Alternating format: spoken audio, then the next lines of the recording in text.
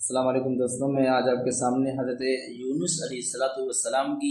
एक ऐसी दुआ का ज़िक्र कर रहा हूँ जो बज़ाहिर छोटी है मगर मानो मफ़हूम के एतबार से बड़ी गहरी है और बड़ी वसअत अपने अंदर रखती है। हज़रत मोहम्मद मुस्तफ़ा सल्लल्लाहु अलैहि वसल्लम ने इसके बारे में बतलाया कि हज़रत यूनुस अलैहिस्सलाम की ये दुआ जो कुरान में मज़कूर है, ला इलाहा इल्ला अंत सुब्हानक इन्नी कुन्तु मिनज़ ज़ालिमीन। इंसान कैसे ही तकलीफ़ में मुब्तला हो, कैसे ही दुखों के मसाइब के तूफ़ान उसके ऊपर गुज़र रहे हों, लेकिन अगर इंसान इसके मानो मफ़हूम को समझ कर